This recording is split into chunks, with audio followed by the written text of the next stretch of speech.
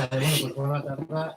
Moltes gràcies per venir a la presentació del llibre de l'Arantxa amb el Pasqual de Alfonso, que és antropòleg, periodista, suposo que amics seus, no? I pagats. No, vull dir, amics ideològics. I ens fa molta il·lusió pel tema, sobretot, però també perquè l'Arantxa no és el primer cop que ve aquí. Sempre ens agrada dir que això és casa vostra, que tant de bo vingueu altres vegades. I bueno, nosaltres pensem, jo penso que l'Arantxa és com un referent intel·lectual molt potent per la nostra llibreria. Els altres llibres que l'altre llibre que he publicat, de la classe obrera nova del Paraíso, està molt bé, es ven bastant. I després, sempre que ha vingut aquí, almenys ha participat en un debat que ha sigut com molt enriquidor per tothom. Res més, és casa vostra, ojalà que vingueu un altre dia i que disfruteu d'aquest acte. I Arantxa, gràcies i felicitats per allà.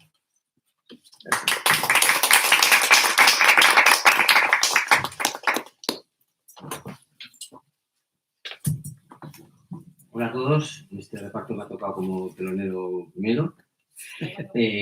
Bueno, antes que nada, agradecer a Arantxa la confianza para compartir la presentación, la defensa, el entusiasmo por este nuevo parto que es un libro.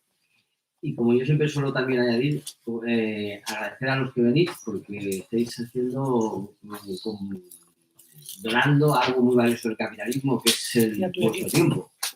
Si encima en ese tiempo que está lloviendo y hace un día tan aciago, pues aún tiene todo el mérito elegir pasarlo con nosotros. Bien, el libro, como veis, trata de Cuba. Yo creo de Venezuela, efectivamente. Trabajando ahora hay que le paga. Como ella, a mí me paga Cuba, tengo que pagar Cuba. Entonces, el libro habla de Venezuela y lo que yo quería contar es que en Venezuela pasa un poco como con Cuba, que como se han ido los ricos, cuando han comprobado que ya no pueden seguir mandando y robando, pues entonces son ellos los que fuera de su país, pues cuando están en España, cuando están en Estados Unidos, son los que se arrogan el derecho exclusivo de contarnos lo que allí. Es como hace años, cuando Cabrera Infante o después Carlos Alberto Montaner, a pesar de que llevaban décadas y décadas de años que habían salido de Cuba, eran los que nos iban desautorizando a todos para hablar de Cuba a cualquiera que estuviese allí o hubiera estado recientemente, ¿no? Porque ellos eran los cubanos, a pesar de que no estaban por allí. Cuando alguien se atrevía a discrepar con esos ricos que se fueron de Cuba o que se van de Venezuela, pues lo callan porque no es nativo del país, aunque nosotros no hayamos podido vivir la experiencia igual más que ellos después, ¿no? Y yo creo que eso es lo que le ha pasado a Arantxa, ¿no? Un día va a Venezuela, ve lo que sucede, lo cuenta del modo, si se me permite, más mundano y sencillo, que son unos vídeos que se difunden por las redes, y entonces se lía la letrera. Ella, que aprendió en la universidad a analizar la política, escribiendo libros y haciendo tesis, descubrió que el modo más eficaz de divulgarla pues era siendo youtuber. Es penoso, pero bueno, inevitable. Y entonces yo creo que se abre un poco la caja de los truenos, porque Arantxa hace algo como similar a Prometeo, ¿no? Que le robó el lenguaje a los dioses para dárselo a los hombres. Pues ella le roba a la derecha la exclusividad de interpretar la realidad cotidiana de Venezuela para dársela a la verdad. Yo quiero dejar claro que ni Arantxa con este libro, ni yo con mis palabras, pretendemos defender ni a Venezuela, ni al chavismo, ni a Maduro. Queremos defender la verdad, sobre todo cuando vemos un panorama que está dominado por la mentira hacia Venezuela. Ya lo dice en varias ocasiones, ¿no? Claro que hay problemas en Venezuela, pero hay que explicar por qué. Hay que situarlos en su contexto geográfico. Hay que compararlo con Colombia, con México, en su contexto histórico. Hay que ver cómo eran las libertades y las condiciones de vida antes de la llegada de Chávez. Hay problemas económicos y corrupción, claro que sí, pero 10 veces menos que lo que había antes de la revolución bolivariana. Pero hay más derechos humanos que en Colombia, hay menos corrupción que en México, hay menos pobreza que en muchos lugares de Estados Unidos y hay más dignidad que en España. Todo eso y mucho más es lo que nos cuenta Arantxa en Venezuela, más allá de las mentiras y medios.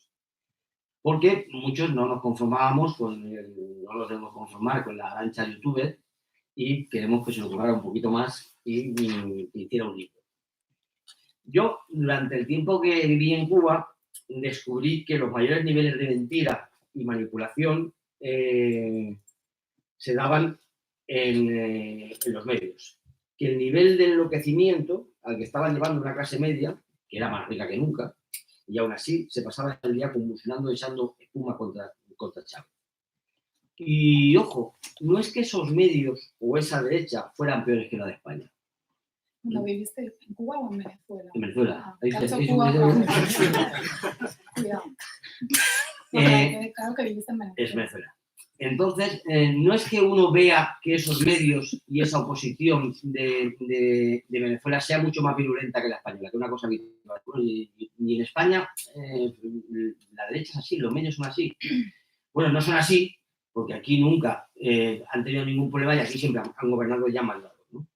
Quiero decir que si aquí ya, fíjate, lo que montaron cuando Zapatero aprobó el matrimonio homosexual, que llenaron la calle de monjas y de beatas y de curas, imaginaos lo que podría hacer la derecha española si en algún momento perdiese el control de los medios y de la política.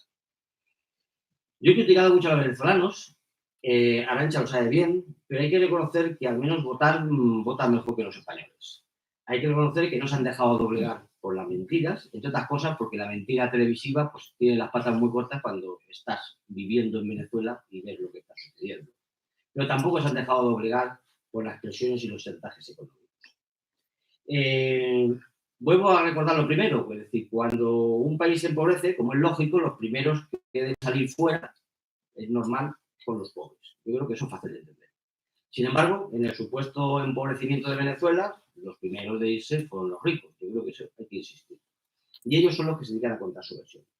Yo siempre recuerdo lo que me sucedía cuando viajaba mucho a Caracas y me sentaba al lado de algún venezolano, que lógicamente, pues el venezolano que pudiese viajar con frecuencia a Europa, pues era el de mayor poder adquisitivo. Y entonces el venezolano me preguntaba qué pensaba yo de Chávez, ¿no? Lo cual es una pregunta un poco absurda, porque claro, lo normal es que a un español se le pregunte qué piensa sobre su gobierno. Es decir, si yo me siento en el avión al lado de un ruso, parece normal que le pregunte qué tal con Putin y no le pregunte qué piensa él de Pedro Sánchez, ¿no? En cambio, el venezolano te preguntaba qué tal con Chávez para a continuación empezar con su discurso enloquecido y brutal en contra de Chávez. Hasta que ya uno se hartaba, ¿no?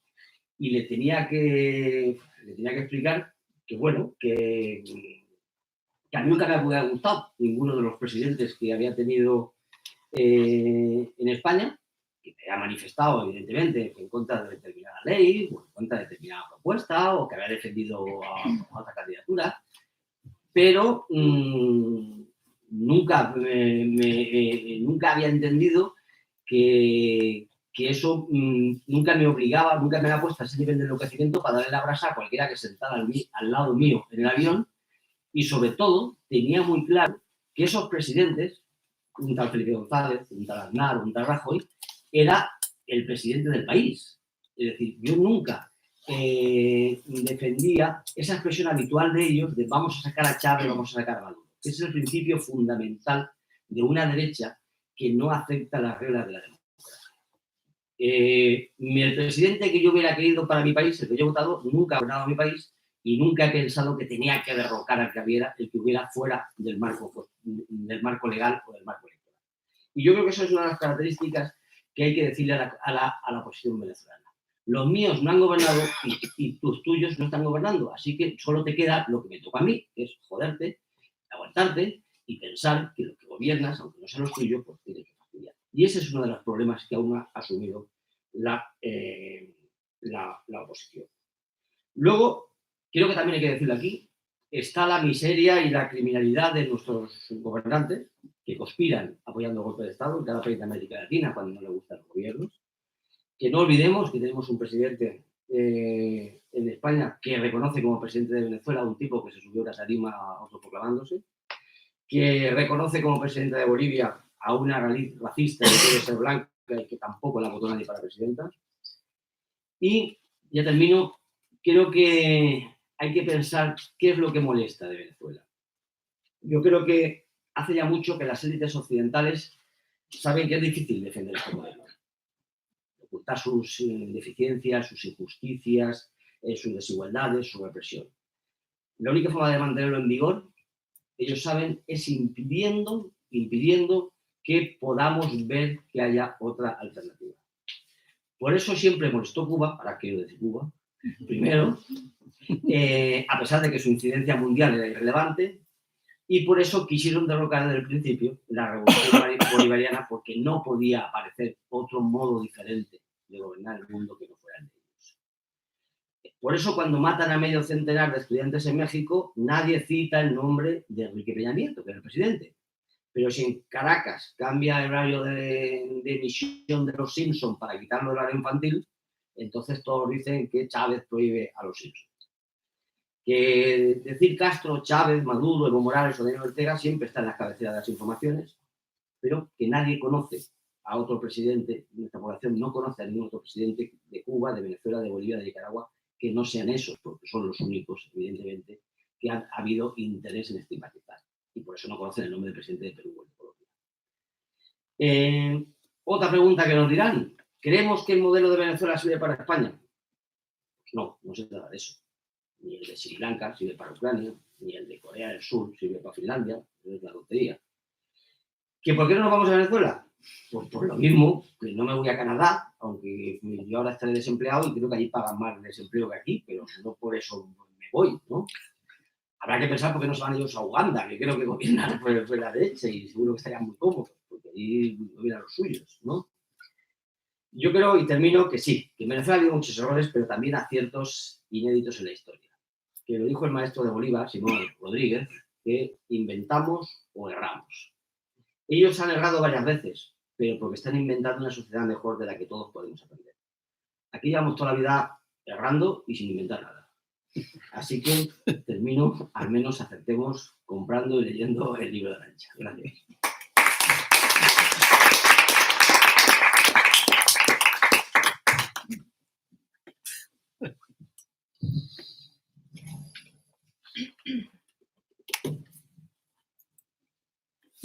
Buenas noches. Primero que todo, gracias al espacio Contrabando por abrir esta tribuna. Gracias, Arantxa, por la invitación que me has hecho a presentar el libro. Y quiero comenzar diciendo que cuando me escribiste por WhatsApp para que asumiera este reto, lo primero que me pregunté yo fue ¿y cómo presentar un libro sobre Venezuela en la Barcelona actual a alguien que tiene 4 o 5 meses residiendo en la ciudad? Lo cual me sorprendió mucho cuando vi el título de la introducción, ¿por qué escribir un libro sobre Venezuela? Creo que entre esas dos preguntas entonces voy a reflexionar y a compartir reflexión en torno a lo que creo que trae este libro de Arantxa, más allá de la frontera venezolana. Aunque es un libro escrito sobre Venezuela y para quienes hemos vivido todo el proceso bolivariano desde muy temprano, es un libro que está escrito al calor de los acontecimientos, sobre todo los acontecimientos en los últimos 2 años, que han sido muy, muy duros, muy fuertes, no solo por la violencia económica que está sufriendo el pueblo venezolano, sino por la violencia física que ha llevado incluso a la quema de gente, a la quema viva de personas por simplemente decir que es chavista o parecer chavista. Y en ese sentido, de lo que más me atrapó del libro, por un poco de formación profesional, es cuando ella le dedica, durante varios, hay un capítulo que se lo dedica prácticamente completo, pero durante varios pasajes del libro se lo dedica a la izquierda latinoamericana y a la izquierda mundial. Porque si algo nos muestra este libro es que Venezuela pone en jaque a la izquierda mundial. Este libro nos muestra cómo Venezuela ha puesto de Ultono ha puesto sobre la mesa que la izquierda mundial atraviesa una crisis profunda de pensamiento, que desde el momento uno, desde 1998, gran parte de la izquierda mundial no acompañó a Chávez, no comprendió a Chávez, solo, como ella bien lo dice en el libro, cuando ese acompañamiento servía para inflar su carrera académica. Y como buen libro que es, nos abre, nos lleva a preguntarnos cosas como, por ejemplo, qué puede decirnos Venezuela y qué puede decirnos este libro sobre el auge de la extrema derecha en América Latina y en la península ibérica, y en el Reino de España y en toda Europa.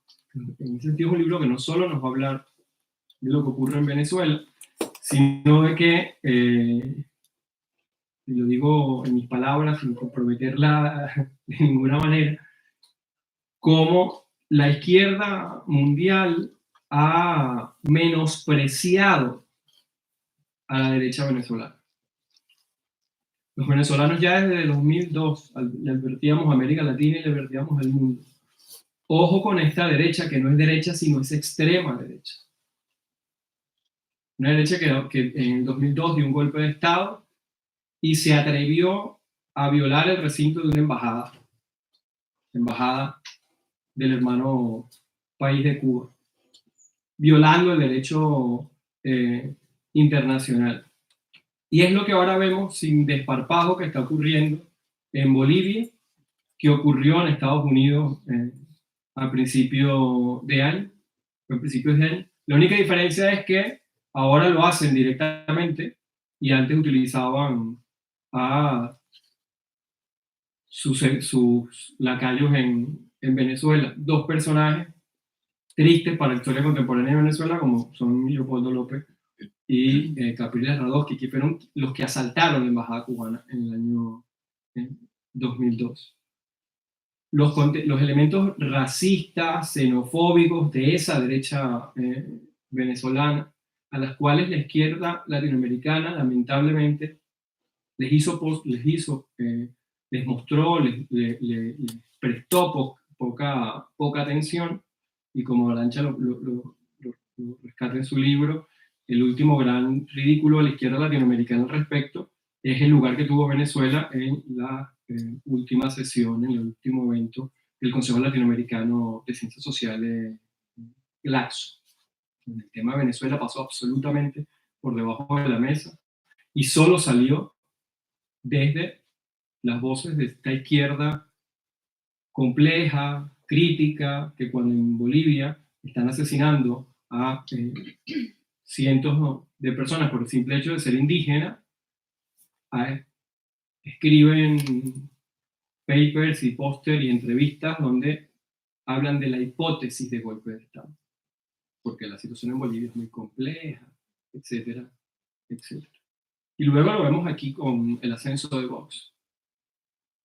Desde América Latina venimos diciendo desde hace rato, ojo con esta extrema derecha. El PP, hay un dato que señala Arantxa y el que yo quiero agregarle mayor información en el libro, y es que el PP ha incorporado, es un fichaje de verano, como se dice en el argot futbolístico, al padre de Leopoldo López, que ahora es eurodiputado.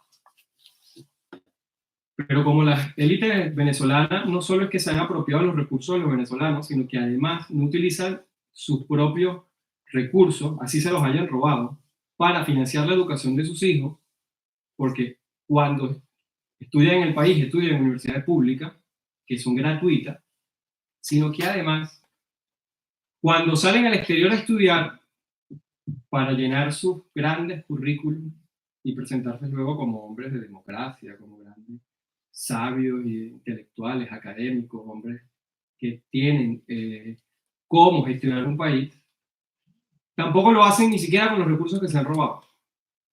Y ese es el caso de Leopoldo López. Leopoldo López, hijo, a quien nos presentan como un gran hombre hecho a sí mismo, que fue a Harvard y estudió, un poco los datos de los que habla Arantxa en el libro. Pero resulta que Leopoldo López estudió en Harvard con una beca Gran Mariscal de Ayacucho. que es la beca que da el Estado para que los venezolanos nos formemos en el exterior a nivel de posgrado. Y cuando Leopoldo López estudió en Harvard a través de esta beca, adivinen quién era el presidente de la Fundación Gran Mariscal de Ayacucho. Su papá. El actual eurodiputado del PP.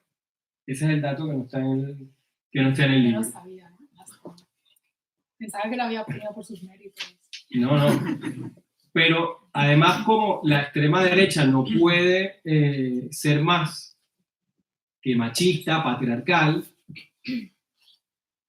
la hoja, el contrato que se tiene que firmar cuando uno recibe una beca de este tipo, la firma el presidente de la fundación que otorga la beca y debe firmarla quien recibe la beca.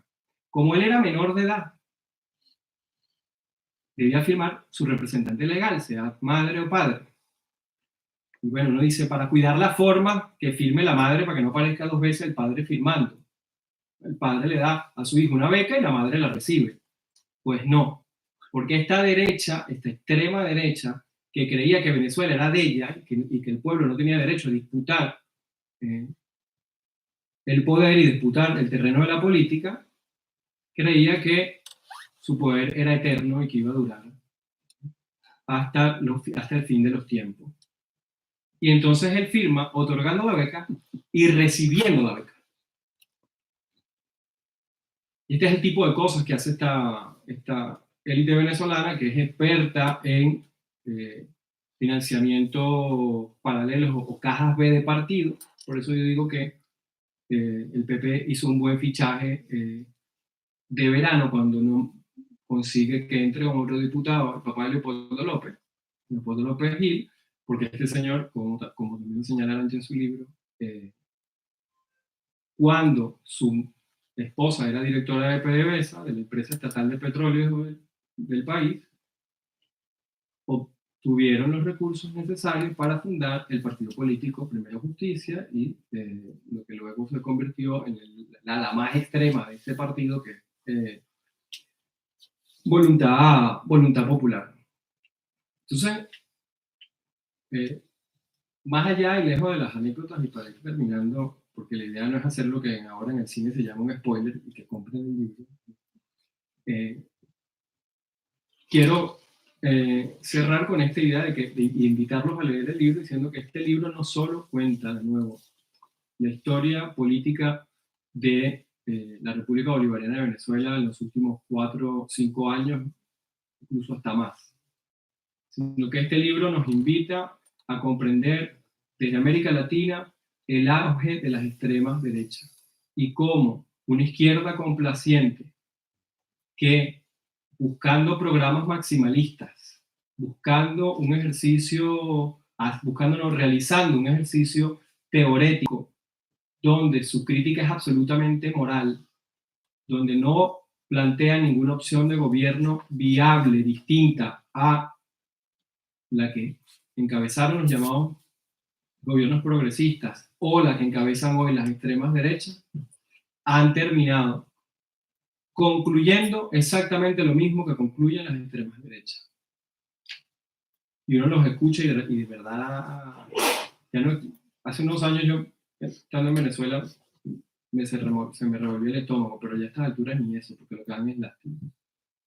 Lo que dan es lástima porque escriben artículos con premisas anticapitalistas, hablando del sistema mundo, incluso de la colonialidad, y después terminan todos en conclusiones funcionalistas exactamente igual a las conclusiones funcionalistas de la extrema derecha. Bueno, hay algo malo, hay algo que está pasando con ese marco teórico y hay algo que está pasando con esa izquierda, que es anticapitalista, marxista en algunos casos, decoloniales en otros, y sus conclusiones no coinciden con su marco teórico. O el problema es el marco teórico o el problema son sus conclusiones. O el tercero excluido para no ser binario, que anda tan de moda ahorita criticar a uno por criticar estas posiciones que uno tiene por binarismo. Si no es el marco teórico el problema, si no es la conclusión el problema, quizás el problema está en sus compromisos con los pueblos. Porque cuando uno se compromete, como se comprometió Hugo Chávez con el pueblo y como se ha comprometido Arantxa al presentarnos este libro, uno habita la contradicción. No la niega, ni se posiciona en un lugar moral impoluto desde donde disparar a todo lo que se mueva y a todo lo que se salga de ese canon, de esa utopía idílica que si no se realiza en la tierra, pues entonces no hay proyecto político que acompañar. Y esa es, creo yo, la gran lección, la otra gran lección de este libro, y no me queda más sino invitarles a leerlo. Muchas gracias y gracias nuevamente.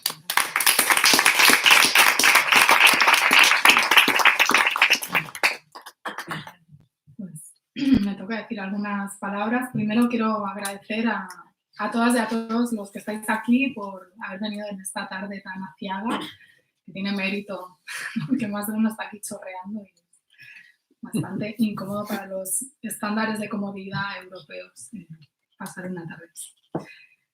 Los venezolanos tienen otros estándares de comodidad, aprovecho para decirlo. Bueno, dicho esto, también quiero agradecer a los compañeros de Contrabandos por su hospitalidad de siempre, su generosidad. Quiero agradecer a Cal, a Ediciones Cal, a Ana, a Tomás, que no está aquí, también a Pascual, porque él no lo ha dicho, pero Pascual es también editor mío de un libro que tenía que salir antes que este y bueno, un poco lo traicioné sacando este libro antes por cuestiones que escapan a nuestras respectivas voluntades. Entonces, gracias por la paciencia y, por supuesto, también a José por prestarse a este acto que no es fácil, y quiero decir algo muy importante que quizás no todo el mundo es consciente. Es muy complicado encontrar venezolanos chavistas que se presten a hablar en público. No quiere decir que no haya venezolanos chavistas viviendo en Barcelona, en Cataluña, en España. Los hay, pero están en silencio. Entonces, esto nos debería, solamente este detalle, llevar a reflexionar, que todos pensemos qué extraña dictadura, ¿no? Esta de Nicolás Maduro, en la que los venezolanos que viven en el extranjero y que supuestamente son los que apoyan a esa dictadura que persigue a los que dicen, a los mayoritarios opositores que están afuera y que dicen ser perseguidos, incluso que utilizan artimañas legales para obtener cartas de asilo, para ser refugiados políticos, aunque se den situaciones tan surrealistas como tener la tarjeta roja, que es lo que te da el gobierno de España cuando tú entregas tu pasaporte, porque solicitas ese asilo o refugio político, y bueno, te quitan el pasaporte porque entienden que tú no vas a regresar al país que te está persiguiendo. Sin embargo, pues aquí en el consulado de Venezuela en Barcelona tienen muchas historias sobre estos venezolanos perseguidos por la narcodictadura de Nicolás Maduro, como les encanta decir en redes,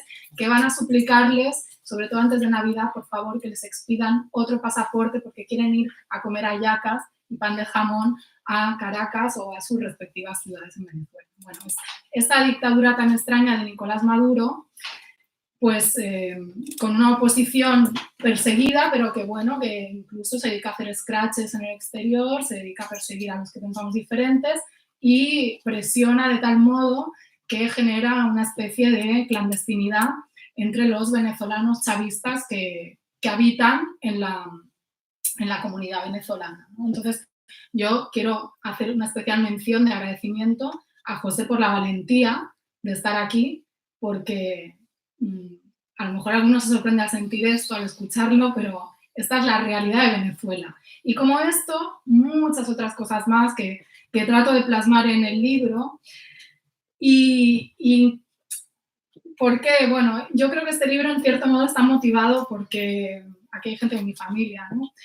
Pero pasa que pues, uno incluso con la gente de su familia, con la gente más próxima, pues a veces trato de no hablar mucho de política porque es mi pasión y tampoco es el ámbito en el que me toca relacionar familiarmente. No me gusta, pero bueno, cuando sale el tema, a veces uno siente que con gente cercana, no solo de la familia, como que no te creen o no entienden los argumentos que tú estás planteando, ¿no? Y ahí es más el peso de los medios de comunicación que el peso de una persona en la que pues en principio deberías tener confianza porque es alguien de tu familia que ha vivido ahí, que no se lo han contado, que no se ha informado leyendo El País ni el ABC, ¿no? O sea, que tiene una vivencia de primera mano, que conoce desde hace pues lustros a venezolanos, pero bueno, esto no es así. Y yo creo que en cierto modo pues a mí me motiva también no solo escribir este libro, sino hacer una tesis doctoral sobre Venezuela, pues este tipo de reflexiones. Y empieza el libro justificando por qué un libro sobre Venezuela, que el otro día en la presentación que hicimos en Sevilla, pues me llamaron la atención diciendo, pues esto ya es sintomático del fracaso de la izquierda. ¿Por qué tenemos que justificar la publicación de un libro sobre Venezuela cuando estamos viendo el continente de América Latina arder por todos lados con un montón de movilizaciones contra gobiernos neoliberales, con golpes de Estado todavía, cuando se decía que ya esto se había acabado de los golpes de Estado, incluso con la participación visible del ejército, pues Bolivia nos está demostrando que no.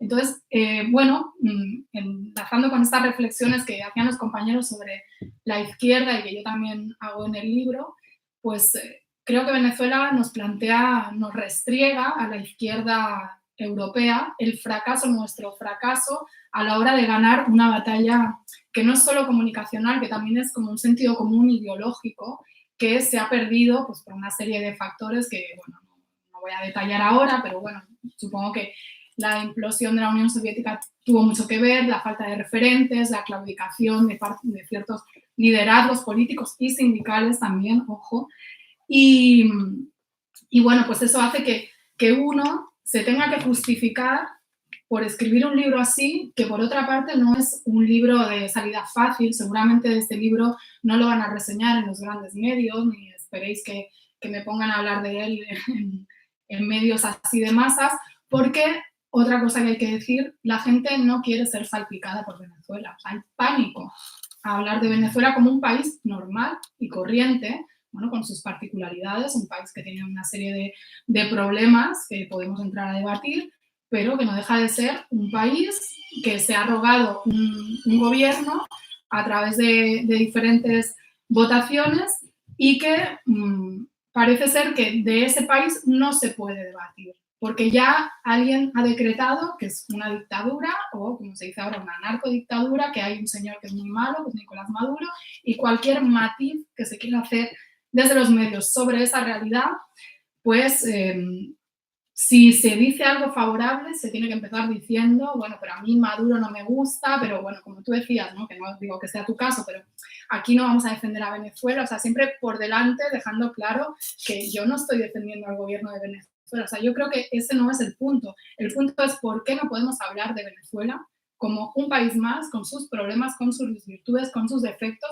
y hay esta especie de cerco sanitario que se pone a Venezuela de tal manera que algunos se creen que están luchando contra el Israel de, no sé, y están en una campaña BDS que decía el otro día. O sea, yo el otro día estaba en Asturias, en una charla en la Universidad de Oviedo, y hay un medio que cada día se dedica a sacar una noticia sobre mí, además intoxicando, diciendo que Maduro me paga no sé cuántos miles de euros mensuales y si lo hace por no sé qué cuenta o lo hace por el Banco Central.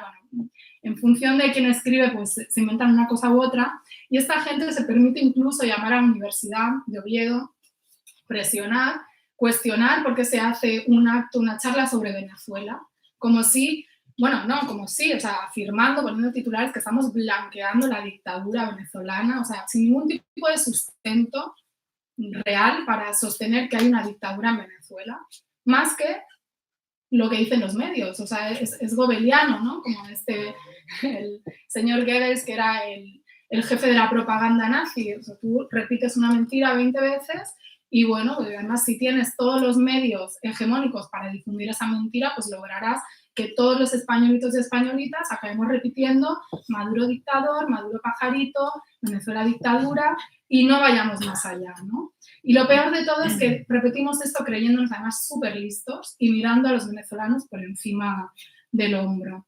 Entonces yo, bueno, un poco en broma diría que este libro es perfecto para las fechas navideñas porque ahora que el procés está un poco de capa caída, ¿no? Aquí en Cataluña, o bueno, depende, ¿no? Porque siempre hay gente como muy obsesionada con el tema en los dos bandos, pero digamos que ya se ven menos banderas en los balcones. Entonces, ahora parece ser que lo que viene es un posible gobierno bolivariano en el Estado español. Por tanto, yo creo que este es el libro ideal para discutir con tu cuñado, con tu primo, con tu suegro en Navidades y, bueno, tener argumentos para saber si efectivamente vamos hacia un gobierno bolivariano o no y qué implica tener un gobierno bolivariano en España. Pues no lo sé. O sea, ¿es Pablo Iglesias la reencarnación de Hugo Chávez? ¿Es Pablo Iglesias la reencarnación de Maduro, de Superbigotes? ¿No? En fin. Hay que tomarse la vida con humor, porque es que si no nos tomamos la vida con humor, pues y sobre todo en la izquierda, que además somos unos losers, todos unos perdedores, es la verdad. O sea, hemos nacido en este momento histórico, si hubiéramos nacido en los años 30, pues nos hubiera cantado otro gallo, pero pues llegamos un poquito tarde, al menos en esta parte. Pero bueno, siempre nos quedará alguna revolución por ahí, como dirían algunos, ir a hacer turismo revolucionario a Venezuela, que nos encanta. De hacer revoluciones en otros lugares. Bueno, ironías aparte. Estamos a la defensiva, desgraciadamente, en la izquierda, aparte de ser un poco aburridos y no tener sentido del humor y ahuyentar a la gente, porque estamos siempre con lo de la militancia y tal, que es importante, pero bueno, esto es para reflexión para otro día. Y que encima tengamos que justificarnos, pues sí, yo creo que es sintomático del triunfo de la derecha, que cada vez más se confunde con la ultraderecha. Y lo lamentable es que ya el sentido común, por decirlo así, ¿no? Que esto me gusta tanto a Íñigo Errejón, el sentido común, se ha ido tanto del centro hacia la derecha que no nos damos cuenta que ya no hay ningún margen en los grandes medios para que ideas, no ya de ultraizquierda, sino un poco de socialismo de los países nórdicos, o sea, no voy ya a socialismo cubano ni nada de eso, nos parezcan estrambóticas. O sea, ya no hay gente que se atreva a hablar de nacionalización, de propiedad pública, de los recursos, aunque sean cosas que están en la Constitución española. Y esto lo ha permitido la propia izquierda, pues renegando de hacer una labor pedagógica de vanguardia ideológica, que se supone que, salvo excepciones, ahora estoy generalizando y por supuesto no estoy diciendo que todo sea lo mismo, qué sé yo, que Izquierda Unida es lo mismo que el PC o que la CUP o que el PSOE o que etcétera. O sea, hay excepciones, por supuesto que hay una izquierda que pues no se ha conformado y por eso también la ridiculización en medios de esas posturas de izquierda y también su marginación, ¿no? Que es muy sintomática, o su demonización directamente, ¿no? Y cada vez aquí ya, dentro de poco, seremos todos terroristas solo por plantear que, no sé, que la banca a lo mejor no tendría que estar en manos privadas, sino porque no se puede organizar la sociedad de otra manera. Entonces, el tema de Venezuela ya es como la guinda del pastel en estos temas tabús, en estos temas que la izquierda ha dejado de lado y ha renunciado a defender, y uno podría pensar, pues igual a la derecha, o sea, a la izquierda española, porque ¿qué más le da, no? Venezuela, porque tiene que andar, o catalana, que la CUP sí ha defendido siempre a Venezuela, esto también hay que decirlo, ¿no? Pero no todos, y algunos sectores de izquierda también.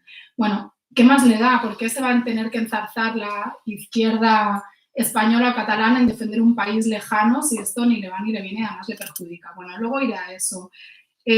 A mí lo que me parece más grave de este estigma, además de lo que reflexionaré después, es que impide que haya un debate serio, que yo creo que una ciudadanía que se precia de ser primermundista y nos creemos muy listos en Europa, pues deberíamos exigir que hubiera debates serios en televisión y que hubiera tertulias donde, no sé, yo recuerdo La Clave de pequeña y ver eso y decir, wow, ¿no? O sea, gente reflexionando tranquilamente, cada uno con su postura. Eso no existe ya en la televisión. Solo hay gente que dice eslogans, que se tira los trastos a la cabeza, ni se diga estos formatos de los sábados noche, o sea, qué perfil de periodistas también están en esos programas, gente que puede sacar documentos falsos, manipulados, para afirmar que Maduro financia a Podemos y no pasa nada. Y además, documentos que le filtran desde las placas del poder.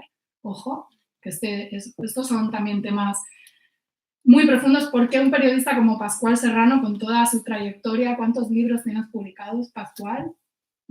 Que como 20, o sea, ¿por qué no hay periodistas como Pascual Serrano en tertulias y debates? O sea, porque una persona como Pascual Serrano que dice van a ganar en desempleo, o sea, que esa es otra, ¿no? A mí también me dicen mucho en redes que se van a encargar de que yo no trabaje nunca más, ¿no? Bueno, oscilan entre que yo no trabajo y me financia Maduro y que no voy a trabajar nunca más, en fin.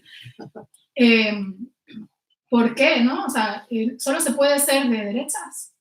Entonces, ¿qué democracia es esta? Esta es la democracia que nosotros vendemos al mundo. Nosotros vamos dando lecciones a Venezuela, vamos a decirle a Venezuela que es una dictadura, cuando aquí a la gente que piensa diferente, que quiere transformar este sistema, se la silencia, se le impide hablar de determinados temas en las tertulias, o se le barra el paso directamente. Bueno, y los niveles de manipulación son delirantes sobre la realidad venezolana por los medios, porque si no, no se sostendría tanta incongruencia y tantas afirmaciones realmente estrambóticas, como digo. Y esto se logra porque todos esos medios están coordinados. Yo remito a los libros de Pascual, tienen unos poderes, el último que ha sacado, que va para en las rotativas, que está por ahí, que va sobre el poder de las empresas, ¿no? Detrás de los medios. O sea, los medios son empresas y, bueno, pues hay participación, a veces son incluso, el capital invierte en medios, ¿no? Para sostener, voy a decirlo en términos un poco pedantillos, superestructuralmente, ¿no? Una estructura económica, es decir, para sostener un discurso ideológico que justifique pues la explotación, o sea, cosas muy concretas, ¿no? Que no te paguen horas extras, que tú vayas a un trabajo, te exijan que te quedes más y tú no puedas ni reclamar porque si no está el otro, reformas laborales, etc. Y este papel de los medios está coordinado también con algo muy preocupante para mí, que soy de ese ámbito, que es la academia, de las ciencias sociales, y cierto mundo activista también, como explicaba el compañero, porque, y bueno, como no, también estos venezolanos en el exilio, entre comillas, que bueno, refuerzan todas estas visiones, yo diría, disociadas de la realidad. O sea, es que cada vez lo pienso más. El otro día en Asturias, en esa charla de la universidad, vinieron dos chicos venezolanos muy jóvenes, estudiantes ahí en la Universidad de Oviedo, y uno de ellos, bueno, me interpeló, intervino, y empezó a decir que es que en Venezuela Chávez había expropiado todo. Claro, cuando tú ya partes de premisas falsas en un debate, o sea, ¿cómo vas a debatir si yo te estoy diciendo que esto es de color azul y tú me dices que es rojo? A no ser que tengas un problema de daltonismo, no podemos entablar ningún tipo de debate, porque no puedes afirmar cosas así, porque eso es falso, de toda falsedad. Y como eso, pues sumemos, ¿no? Por cierto, este chico, cuando le empecé como a confrontar y dar datos, cogió, se fue gritando y no se quiso quedar a debatir, que también es muy sintomático de la actitud de esta derecha venezolana, que es un poco como un niño rico que cuando no le dejan jugar con el juguete que quiere, pues se enfada, se va y te lo tira, o es como un comportamiento bastante pueril y que habla de gente que pues toda la vida ha estado acostumbrada a no tener que debatir nada, porque ellos eran los reyes del mambo, podían hacer eso, podían hacer lo que quisieran, porque Venezuela era un país donde los pobres que estaban en los cerros no tenían ni siquiera ciudadanía, es decir, no podían ni votar, no estaban censados, que los censa es Chávez, pero no ya para que lo voten, sino por un tema de justicia, ¿sí? Entonces, esos pobres que no podían ir, bueno, ni a la universidad ni se diga, que algunos comían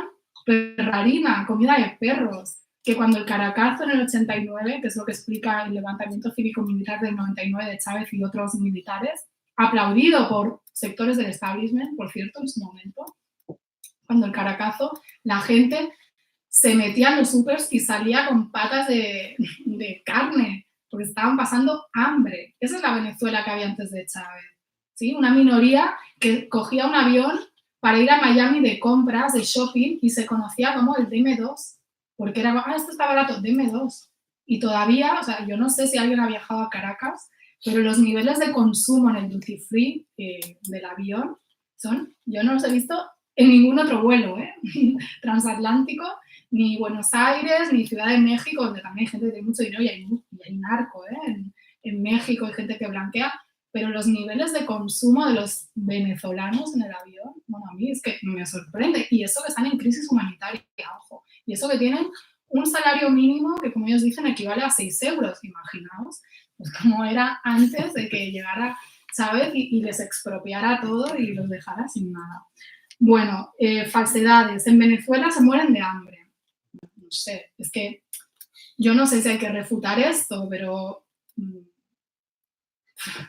es que solo hace falta ir a Caracas y comprobar que esto no es así. Esto no quiere decir que no haya dificultades, claro que hay dificultades, ha habido acaparamiento, hay productos que no se encuentran, lo que gana un venezolano ahora a la quincena o al mes equivale a 18 huevos, o sea, una cosa loquísima, yo no sé cómo hacen para sostenerse, bueno, en parte hacen a través de las cajas del CLAP, que es un programa que tiene el gobierno con productos alimenticios básicos que distribuye entre millones de familias para luchar contra esa guerra económica, porque todo esto es producto de la hiperinflación inducida, y ahí un poco se explica, recogiendo los trabajos de una economista venezolana, Pascualina Curcio, o sea, que no es el gobierno venezolano el que estipula los precios de los alimentos, porque las cadenas importadoras, además, por no ir a que Venezuela una economía rentística, problemas estructurales, porque el 95% de sus ingresos en divisas provienen del petróleo, y bueno, etcétera, etcétera, etcétera, pues una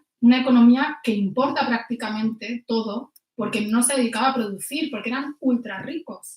O sea, ellos, todo fluía del suelo. Y entonces, las cadenas importadoras están en manos privadas, no públicas. Señores, en la dictadura de Nicolás Maduro, el gobierno no controla eso, y esas cadenas son las que reciben dólares preferenciales para importar, para traer productos de primera necesidad, alimentos, y no los venden, o los venden a precios desorbitantes. Yo vivía en Caracas como mujer, ya en el 2011, no encontrabas compresas. Qué casualidad. Siempre desaparecen las compresas, los pañales, papel higiénico, o sea, cosas básicas, ¿no? Un poco de perspectiva histórica. ¿Qué hicieron en el Chile de Allende? ¿Qué cosas desaparecían también, no? Bueno, no encontrabas compresas en 2011. Y luego, o las encontrabas carísimas. Y luego ya te salía la noticia que habían encontrado en un galpón, un almacén, no sé cuántas toneladas de toallas sanitarias, como dicen allí. ¿Esto es culpa del gobierno?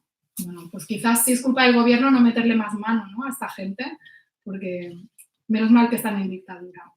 Otro tema, en Venezuela no hay pan. Yo solo he escuchado literalmente en una tertulia Antena 3 con estas palabras. No hay pan en Venezuela. No sé, o sea, yo iba a Venezuela, hay pan, hubo un tiempo que había dificultades con la harina, pero también había cosas locas, ¿no? No había harina, pero sí había los cachitos, o sea, es como unas desapariciones selectivas. No hay libertad de expresión. Bueno, aquí Pascual es el especialista, pero yo creo que hay más de que 85% de los medios venezolanos que son privados, o sea, o 90%. Si no hay libertad de expresión, en medios que además hablan abiertamente del magnicidio, que están criticando, o sea, tratando a los presidentes respectivos, sean Chávez, sea Maduro, de locos, de cosas que aquí, por prender fuego a una foto del rey, creo que hay gente que ha ido a la cárcel. Si publicaran aquí lo que se publica en Venezuela de Maduro y de Chávez, pues no sé, ¿no? Estarían las cárceles llenas. Que en Venezuela hay una dictadura. El otro día teníamos al diputado del PP, Javier Maroto, en la Asamblea Nacional de Venezuela pidiendo sanciones para Venezuela. O sea, no ya yendo a hablar y decir, lo siento mucho cómo lo están pasando por esto que estamos apoyando, ¿no? Aunque fuera así. No, a pedir más sanciones. O sea, en una dictadura tú tienes gente de la oposición, bueno, un señor que se ha autoproclamado presidente, que sigue ahí campante, como si tal cosa. Y además, en un edificio, que esto no sé si lo sabéis, de la Asamblea Nacional, donde sesiona la Asamblea Nacional opositora, que está en desacato por lo que dijo el tribunal y tal, y en el mismo edificio, enfrente, sesiona la Asamblea Nacional Constituyente, ¿no? Eso es una dictadura súper rara. Imaginemos aquí, en la dictadura franquista, que a los comunistas, socialistas y tal, se les ocurriera autoproclamarse, no sé, presidentes de la República recuperada, y que se fueran a las Cortes a sesionar ahí a las cortes franquistas, enfrente de los franquistas. Es que es totalmente absurdo, ¿no? Bueno, que en Venezuela hay un régimen castrocomunista, que Cuba invadió Venezuela. Bueno, aquí Pascual nos ha chafado un poco esta refutación, porque todo el rato estaba hablando de Cuba cuando se refería a Venezuela. Pascual, mal, ya Maduro no te va a dar lo que me había prometido para ti, pero bueno, te lo dará Cuba. Que son los cubanos los que mandan, que, no sé, a mí me parece ridículo, porque igual de ridículo que estas teorías, pero aunque sean estrambóticas, pues que hay gente que se lo cree, que Maduro está enviando a agentes bolivarianos por América Latina para las manifestaciones en Chile y para las manifestaciones en Bolivia y tal, pero es que lo publican en serio. O sea, en serio que lo publican. El otro día me publican, lo digo porque yo lo he vivido. O sea, a mí no han llegado a decir que me haya ido ahí, pero me publicaron este medio de Alfonso Rojo, que me quiere tanto, que a mí me iban a afectar las sanciones de Estados Unidos a Venezuela. A mí, o sea, a mí, a Zapatero y a no sé quién más. O sea, yo que no soy nadie, bueno, parece ser que también, porque, bueno, son sanciones que van a afectar a funcionarios, tratando de entender que yo era asalariada o funcionaria del gobierno venezolano, ¿no? Bueno, pues ellos pueden publicar cualquier cosa, como esto: Venezuela está quebrada, está fatal, no, la gente se muere de hambre, pero Maduro tiene dinero para enviar agentes por todos lados y desestabilizar. Entonces, por eso Maduro salió, y porque tiene sentido del humor el hombre, porque si no, no sé ni cómo aguantaría el nivel de presión que tiene, siendo el enemigo número 1 de Estados Unidos ahora mismo, y dijo, bueno, yo soy súper bigotes, y se puso ahí a mover el bigote, y mueve el bigote y ya mando. O sea, claro, luego te ponen esto en los medios y dicen, este señor qué poco serio y tal. Bueno, pues no sé, es que sí, insisto, si no te lo tomas con humor, pues ya está. Pero bueno, volviendo a la seriedad, porque esto es muy serio, más de lo que parece, es que no solo que estén exagerando los problemas, sino quizás lo más grave es que están evitando ese debate sobre las causas, un debate serio, que quizás ahí es donde se podría dilucidar y poder llegar a algún tipo de diálogo, ¿no?, entre venezolanos, de modelos de país, pero pues es que es gente que yo no digo que todos los opositores sean, no sé, títeres de Estados Unidos y élites corruptas y gente mala y ricos despiadados, no estoy diciendo eso, pero sí hay toda una propaganda por parte de esas élites que ha permeado en ciertos sectores que repiten, ¿no?, falsedades, y que es muy difícil pues sacarlos de ahí. Y esas élites realmente no son patriotas, en el sentido, a mí las patrias me dan igual, pero no son patriotas en el sentido de soberanía, porque no tienen ningún proyecto para el país, porque ahora dicen que el chavismo lo ha hecho muy mal, seguramente haya hecho muchas cosas mal, pero los 10 primeros años de la Revolución Bolivariana, los indicadores sociales de reducción de pobreza, de analfabetismo, de mejoras en un montón de indicadores, fueron apabullantes. De ahí la guerra económica que les han aplicado ahora. Y eso no lo hicieron ellos en décadas de gobierno. Si era tan fácil, ¿por qué no acabaron con la pobreza en los ranchitos? Y ahora le dicen al gobierno bolivariano, no, porque la pobreza persiste, claro, y ha habido un repunte de la pobreza en Venezuela, por supuesto, y yo me asombra que no haya más, dadas las circunstancias, que lo sabe mejor el compañero que está aquí que yo y que Pascual.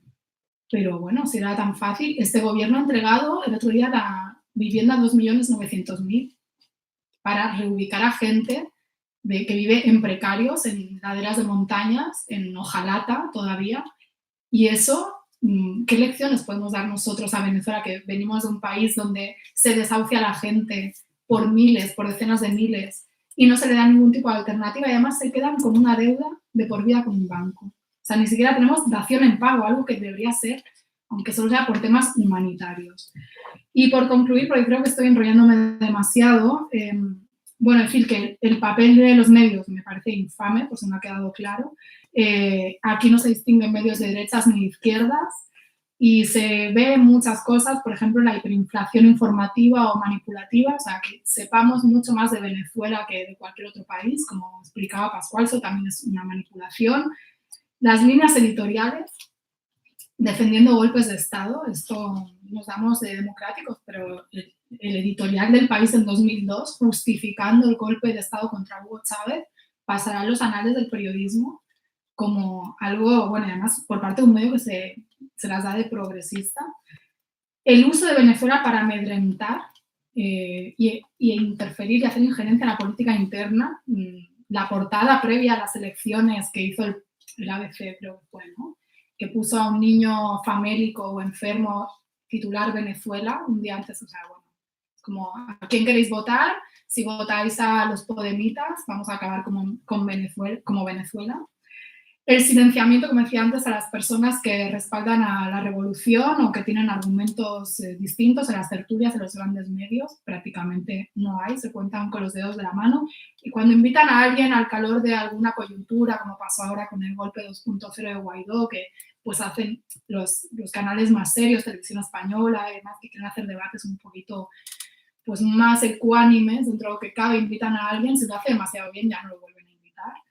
Y luego las mentiras e intoxicación, bueno, que se usan para darle a la izquierda aquí, ¿no? Como esto de que Maduro financia a Podemos, o, por ejemplo, hoy Periodista Digital sacó una noticia sobre, bueno, un tuit que yo puse ayer, que es un nivel increíble, de una lideresa social del movimiento de pobladores venezolana, una señora que lleva décadas luchando, una señora de barrio ahí que lo tiene muy claro, y entonces titularon que es una paramilitar de Maduro. O sea, claro, porque tienen que denigrar todo tipo de experiencia de persona, como esto de decir que todos los que defendemos a Venezuela somos tarifados, que recibimos dinero, porque es que siguen sin entender nada y por eso pues igual no les votan en su país, ¿no? Porque siguen sin entender nada. El resultado es la lobotomización de la ciudadanía catalana y española,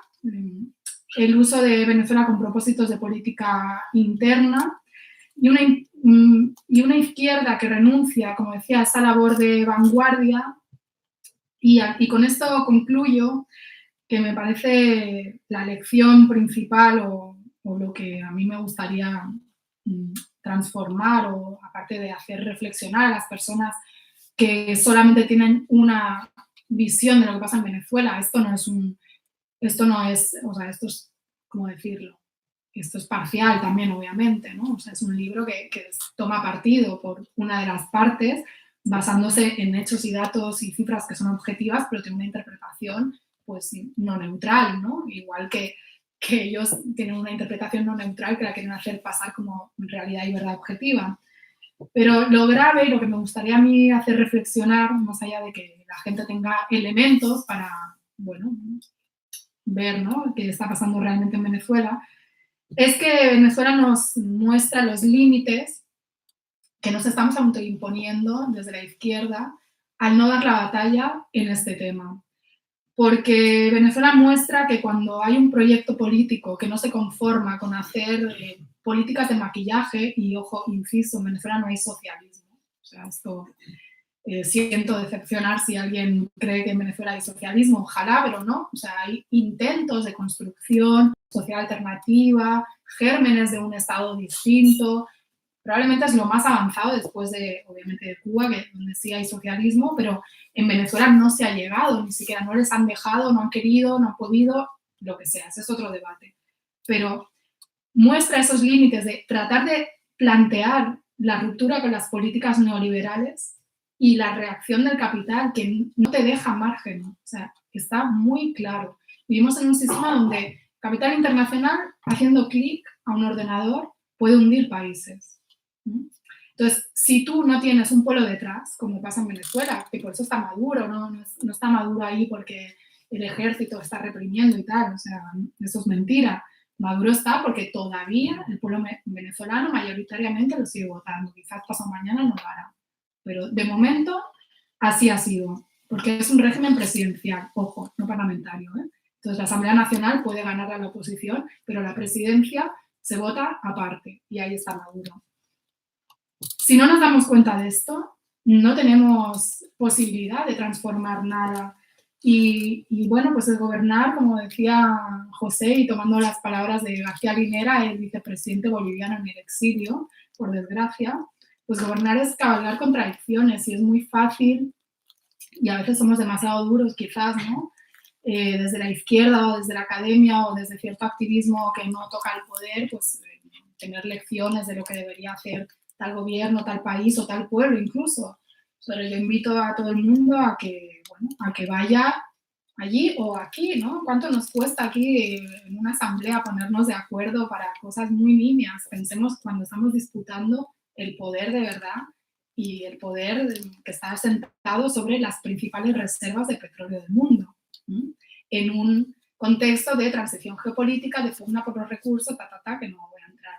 Entonces, esas lecciones de Venezuela me parece importantes traerlas aquí, me parece de justicia, me parece de honestidad intelectual y sobre todo de justicia por un pueblo venezolano chavista que existe, aunque lo invisibilicen los medios, que es tan legítimo como la oposición, pero que no tiene voz, ¿sí? Y que debería pues empezar a conocerse en este país y bueno, pues ojalá este libro ayude un poquito a eso. Gracias.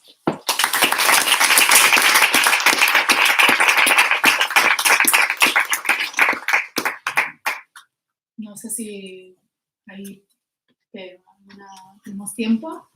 Tenim temps per fer algunes preguntes o intervencions que no sean ponencias para que no nos quites tota la vida.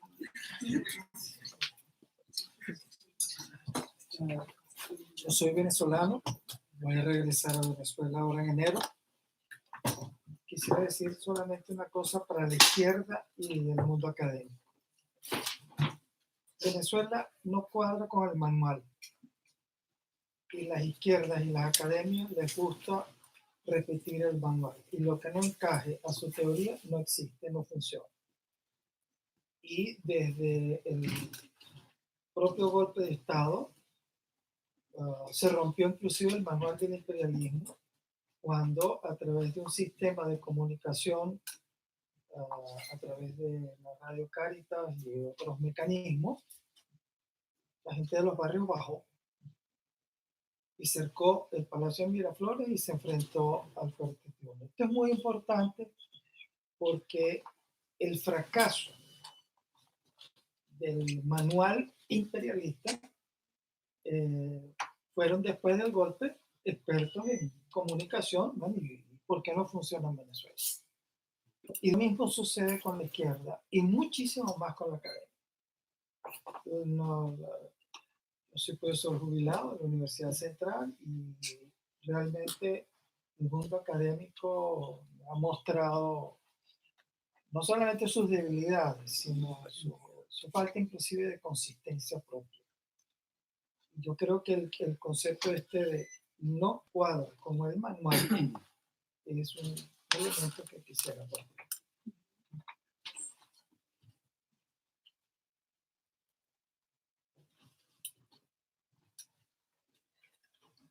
Sí, de hecho, yo creo que hasta esa frase la uso, lo de que no encaja en el manual Venezuela de la izquierda y la academia. Estoy muy de acuerdo. No sé si alguien más. Y en ese sentido, ¿cuál es la postura mayoritaria de los movimientos a la izquierda, del movimiento chavista, dentro de Venezuela? Yo el verano pasado sí que pude hablar con una mujer de Zaragoza, creo que trabaja allí. Vale. Sí. Una profesora que es de Zaragoza y trabaja de allí. Ella decía que, por lo menos en los movimientos en los que se movía ella, estaban intentando buscar la balanza entre hacer una crítica al gobierno y al movimiento, pero sin hacerle el juego sucio a la derecha. Entonces, no sé si has podido hablar tú allí con movimientos a la izquierda del gobierno. ¿Y cuáles son sus impresiones? Yo creo que igual mejor. Bueno, sí, ya lo igual, pero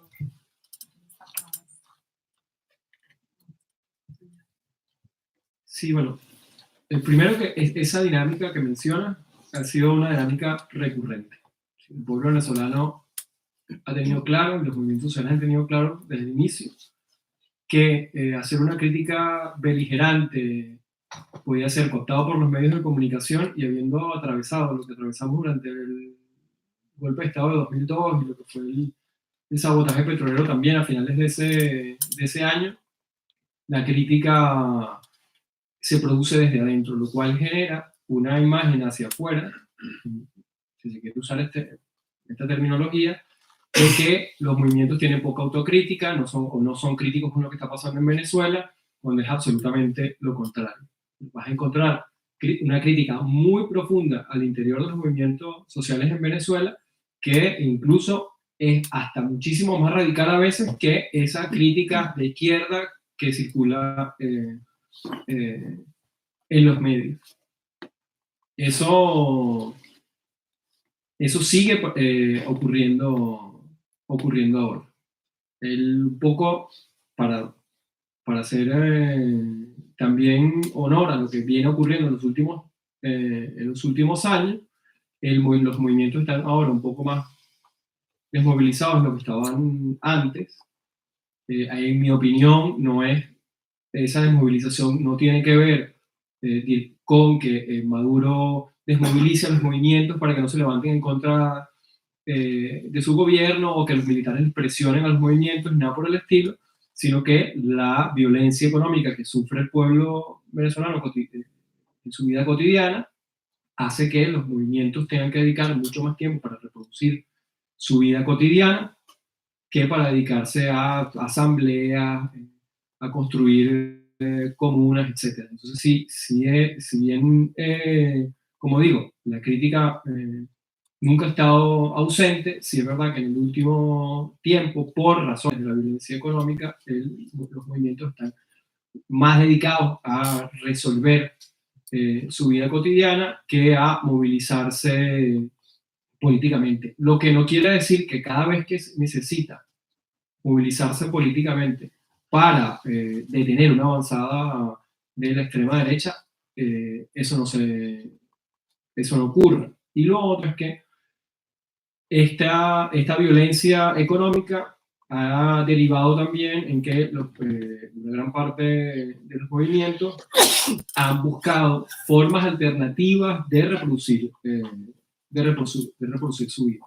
Aquello que ocurría en la primera década del movimiento de la Revolución Bolivariana, producto de la expansión del aumento de los precios del petróleo, básicamente que era que corría mucho más renta en la economía venezolana, y cuando hay más ingresos, por supuesto que la derecha y los mecanismos clásicos de captura de renta en Venezuela se aprovechan de ese momento, pero también los movimientos, producto de un gobierno que tenía como política la distribución equitativa de los ingresos, pues podía moverse, digamos, con mayor soltura, porque había más, para decirlo en criollo, como hablamos en Venezuela, había más plata para repartir. En la medida en que caen los precios del petróleo, en la medida en que aumentan las sanciones, aumentan las presiones externas, pues el financiamiento que puede otorgar el Estado a los movimientos es cada vez menos, lo que ha tenido como consecuencia que los movimientos también busquen alternativas de producción. Un ejemplo, te puedo poner dos ejemplos concretos para no dilatarme tanto y no hacer una introducción tan abstracta tampoco. Uno tiene que ver con una serie de iniciativas que comenzaron cuando inició la desaparición y acaparamiento de la harina de maíz precocida por parte del oligopolio Polar, que es la empresa más importante de alimentos en Venezuela, que es una empresa privada que recibe dólares subsidiados. Y aquí voy a aprovechar para hacer una nota al pie muy puntual, y que hace unos 4 años esa empresa anunció que producto de que no recibía supuestamente divisas por parte del Estado venezolano, iba a parar su producción de cerveza. Además con un entendimiento del pueblo venezolano de, bueno, no se levantan porque le quitamos la arepa, que es su plato tradicional, que es nuestro plato tradicional, porque han resuelto otras alternativas y comenzamos a producir harinas de yuca y de otro tipo de raíces para seguir comiendo nuestro plato tradicional. Entonces dijeron, bueno, como es un pueblo borracho, entonces le quitamos la cerveza a ver qué pasa. La empresa de la competencia Polar sacó un comunicado y dijo, nosotros podemos asumir todo el mercado. No importa, que Polar se retire, nosotros tenemos la capacidad inmediata para para aumentar nuestra producción y asumir todo el mercado. 15 días, no había pasado 15 días, la última vez que yo me metí en la página de Polar buscando información, que fue hace como 2 años, todavía estaba colgado en su página el comunicado a la empresa, comunicado que hizo 15 días después de que su competencia dijera que podía asumir el mercado. Y la empresa Polar decía, hemos resuelto el problema de divisas que teníamos para obtención de materia prima, pero lo hemos resuelto de manera parcial con un préstamo que nos va a entregar el BBVA. Han venido para acá a pedir un préstamo puntualmente, decían ellos, para resolver el problema durante por unos meses. Pero el problema estructural, decían, no se resolverá hasta que el Estado venezolano no pague esa deuda. Que es la típica ecuación de captura de renta en Venezuela.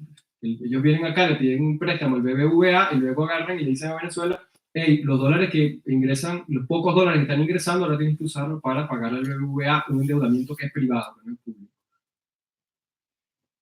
Entonces, lejos de al margen de esa nota, bueno, decía, están todas estas iniciativas para producir harina y que comenzaron a comercializarse incluso en las calles.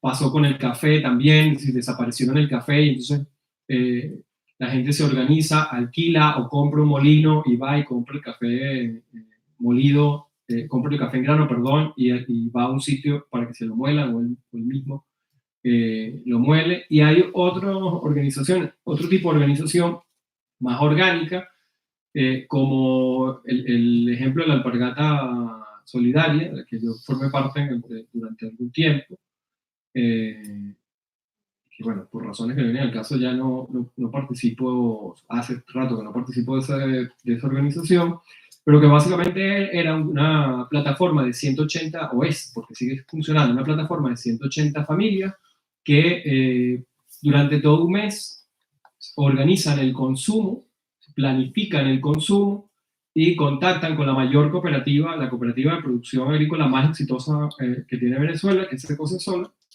En la época en la que yo participaba, al menos era con Secoce Sola, no sé cómo lo están haciendo ahora. Y planifican el consumo, viajan al estado Lara, que es donde está esta cooperativa, se devuelven con los camiones, las 180 familias reciben los alimentos, se los distribuyen de manera equitativa, cada quien al término de la jornada sale con un saco entre 18 y 22 kilos de alimentos de distintos rubros agrícolas. Todo esto para combatir lo que decía Arantxa, que las cadenas de distribución de alimentos en Venezuela, incluso de los alimentos que se producen en el país, no solo los que se importan, están en manos de empresas privadas, en algunos casos hasta de transnacionales. Entonces, para combatir la hiperinflación o la inflación inducida que controlan y que monopolizan estas cadenas de distribución, pues quien antes se organizaba en un parque cultural como el Oeste Unel Fuerte, que se encuentra en el oeste de la ciudad, para formar a jóvenes de los barrios en materia de comunicación, en hip hop, en producción de música, en grabación, etcétera, pues ahora el parque cultural sigue haciendo estas cosas, pero además ha incorporado este tipo de actividad para resolver la vida cotidiana. Y como ese ejemplo, pues puedo contar montones de cosas que siguen pasando, que se siguen produciendo para que el pueblo pueda resolver cotidianamente la situación a la que nos ha llevado la violencia económica.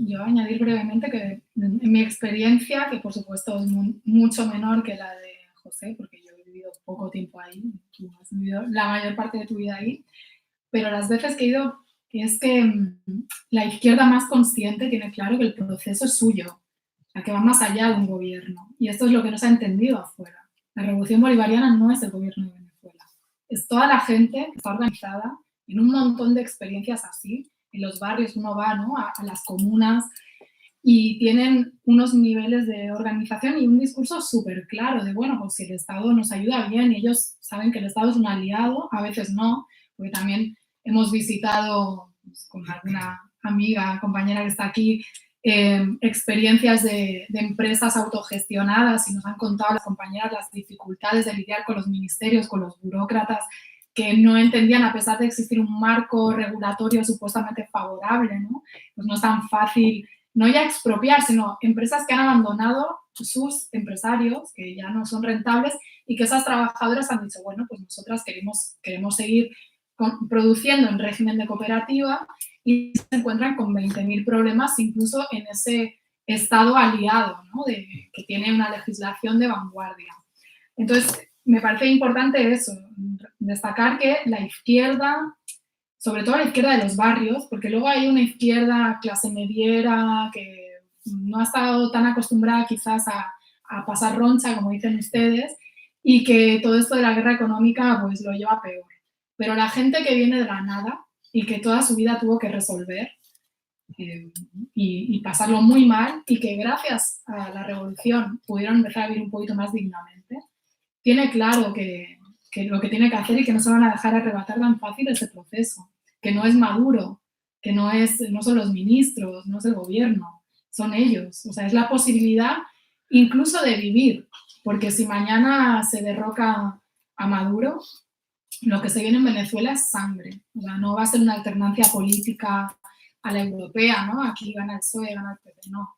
Ahí hay listados de personas a las que van a ir a matar, las van a descabezar, como en las experiencias de dictaduras del Cono Sur, y esto ya se experimentó un en el golpe en 2002, o sea, ya hubo algunos asesinatos selectivos y también lo sigue habiendo, porque otro tema es la penetración del paramilitarismo colombiano, donde paradójicamente, insisto, en esta dictadura de Nicolás Maduro, hay asesinatos selectivos de líderes chavistas por parte de este paramilitarismo colombiano, aliado de, pues, obviamente, Estados Unidos, del narco, porque ellos sí son narcos. Y bueno, entonces, por eso la gente pelea con todo en Venezuela, la gente consciente, porque sabe que es vivir, o sea, piensa comer y sobrevivir físicamente.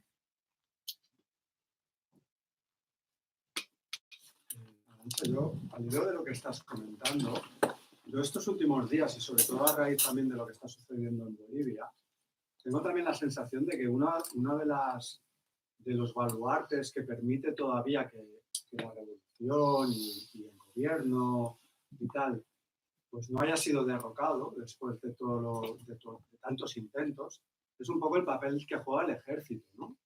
Yo creo que a veces desde la izquierda, bueno, históricamente siempre, supongo que aquí en España sobre todo, por el papel que siempre históricamente ha jugado el ejército, somos como muy contrarios, muy reacios y tal.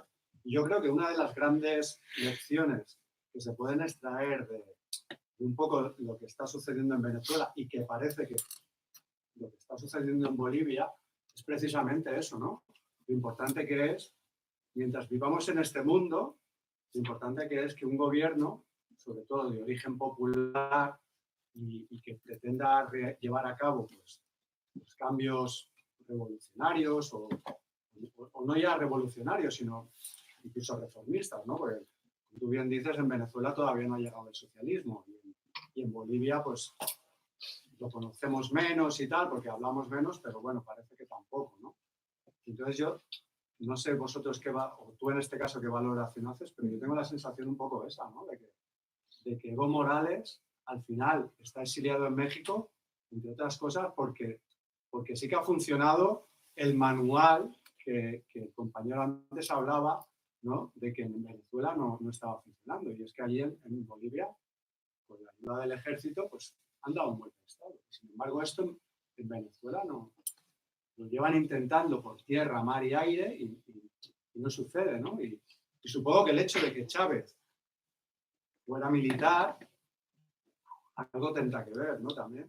Yo el otro día en un foro, no sé, leía a alguien que decía que uno de los grandes aciertos de Maduro, ahora no recuerdo si decían Maduro o Chávez, era que habían entregado el poder, no sé hasta qué punto eso es verdad, lo decía uno de los nuestros, ¿no? Alguien de izquierdas y tal, venía a decir que uno de los grandes aciertos había sido que habían entregado el petróleo al ejército. y que eso hacía que además el ejército se mantuviera de alguna manera, pues bueno, no ya neutral, sino incluso, bueno, pues jugando un papel, pues parece, ¿no? O visto desde fuera, uno tiene la sensación esa, ¿no? De que es uno de los baluartes que todavía hacen que el régimen no haya caído. Sí, yo creo que es un poco, es otro de los prejuicios que tenemos en Europa, ¿no? Lo teníamos con la Iglesia, que nunca entendíamos la teología de la liberación, que yo viví en El Salvador, y lo tenemos con los cuerpos armados también, ¿no? Es decir, en nuestra izquierda española, además, es decir, no podemos entender un policía decente ni un ejército decente, ¿no? Probablemente la historia nos da bastante la razón y el presente también el español, ¿no? Pero no tiene por qué ser así, evidentemente, ¿no? Y sobre todo tenemos que tener claro que eso también hay que regenerarlo y hay que cambiarlo. Es verdad que yo creo que el ejército venezolano, más allá de lo que pudo hacer Chávez, tiene una trayectoria muy diferente del boliviano. Es decir, el ejército venezolano, aunque tuvo una cierta historia contrainsurgente, pero no es un ejército cultivado en la contrainsurgencia contra la izquierda como es el boliviano o como es el colombiano, ¿no? O como han sido todos los demás, ¿no? Es decir, yo creo que ya tiene una trayectoria de pueblo ese ejército durante Chávez, ¿no? Durante mucho tiempo, ¿no? Pero bueno, lo que es importante es que para la elección nuestra, es lo que usted está diciendo, es decir, entender que tenemos que se debe impregnar de pueblo, ¿no? Y de ciudadanía y de clase social baja todas las fuerzas de orden porque son nuestras. Igual que la administración o igual que el Estado, ¿no? Entonces, ese prejuicio muchas veces que tiene la izquierda, ¿no? Que le parece que Estado es burocracia, que ejército es represión y que policía es represión. Yo creo que eso es otro error. Estado somos nosotros, ejército debemos ser nosotros y policía debemos ser nosotros. Es más, yo este debate incluso se me podría plantear en términos del ejército obligatorio, ¿no? Fijaros si voy a decir algo muy fuerte. Eso es una discusión que se ha llevado a muchos sitios y, por ejemplo, en Cuba, otra vez algo premeditadamente de Cuba, es decir, se tiene muy claro, es decir, que el ciudadano, que el ejército no es mercenario. Es decir, ¿qué pasaría, plantearnos, es decir, si en un gobierno de izquierdas tiene un ejército mercenario o tiene un ejército del pueblo? Lo que tenemos aquí es un ejército mercenario, eso nos lo olvidemos. Es decir, que esa profesionalidad que reivindicó la izquierda aquí, ¿no? Yo creo que tiene su cara negativa. Claro, evidentemente, si el ejército que va a haber en España es el que hay, pues evidentemente ninguno queremos ser militares y cualquier cosa sea mejor que un ejército que teníamos, ¿no? Pero a lo mejor, quizás, en un gobierno de izquierdas, en una sociedad de izquierdas, hace falta que toda la ciudadanía, el pueblo en armas, que es una tradición de la izquierda, es decir, que ese pueblo esté armado como mejor garantía de que va a proteger su democracia. Sí, bueno, y en ese sentido también en Venezuela pues han hecho todo el tema de la milicia, ¿no? Y está la unión cívico-militar, que no es solo retórica, o sea, y tiene mucho que ver, yo creo, también la composición de clase del ejército venezolano, que esto lo explica muy bien Chávez en todas las entrevistas que le hacen, y él también explica cómo, bueno, el plan Andrés Bello que implementa Carlos Andrés Pérez, que implica que los militares tenían que estudiar una carrera universitaria obligatoriamente y además en recintos civiles, lo cual les permitió pues interactuar con gente del pueblo, también ver en la Cuarta República todas las contradicciones, ¿no? Esas élites para las que servían, ese orden que servían, y de ahí, bueno, pues también explica por qué hay varios levantamientos militares del 92 en adelante, ¿no? Por no decir antes en la historia. Y bueno, yo creo que Evo sí trató de hacer algo diferente. De hecho, en Bolivia se creó la Escuela Antiimperialista del Ejército, y con una formación teórica y tratando de contrarrestar pues lo que había sido la Escuela de las Américas, que fue la que formó a prácticamente todos los ejércitos contrainsurgentes, como bien decía Pascual, durante el siglo XX. Pero parece ser que la composición de clase del ejército y sobre todo de los mandos bolivianos y todas estas inercias pues costaban mucho, ¿no? O sea, el ejército, y ahora pues se ha visto. Y también son cambios que llevan décadas, ¿no? No es tan fácil cambiar esas dinámicas, son estamentos sociales bueno, resilientes y refractarios a los cambios, igual que la universidad lo es, que es un estamento feudal, ¿no? Incluso en el siglo XXI.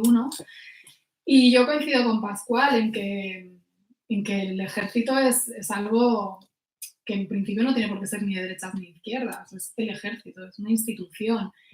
Se puede tener un discurso más pacifista o menos, bueno, se pueden tener posicionamientos sobre eso, pero lo cierto es que el mundo real, o sea, no el mundo de lo que nos gustaría que fuera, el mundo real es un mundo donde el poder se dirime en última instancia con ojivas nucleares o con potencialidad militar. Por eso Estados Unidos puede hacer y deshacer, porque no tiene un contrapeso militar. El segundo país que le va a la zaga pues, es la Federación de Rusia, que está a mucha distancia en capacidad armamentística y de todo tipo, ¿no? Entonces, bueno, quizás la mayor garantía cuando no tienes ese potencial en términos económicos o no tienes un país que se rige por el complejo militar industrial, como en el caso de Estados Unidos, que eso también condiciona mucho el tipo de país que eres, es apostar pues, a ese involucramiento de la gente que tome conciencia de que, bueno, al fin y al cabo le va a tocar defender un proceso de cambio, pues quizás hasta con las armas, porque si no el resultado es el Chile de Allende. Si no tienes armas, pues te barren, o la Bolivia de Evo Morales, que salen los indígenas a combatir con palos y piedras a un ejército y una policía que está armada, ¿no?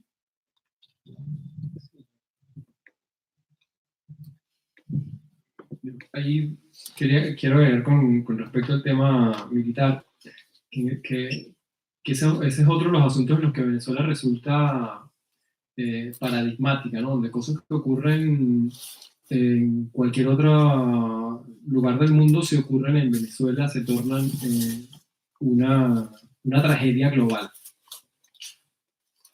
En el 2017, en el momento más duro de lo que nosotros llamamos guarimba, de ese intento de guerra civil, que duró aproximadamente unos 3-4 meses de promover una guerra civil.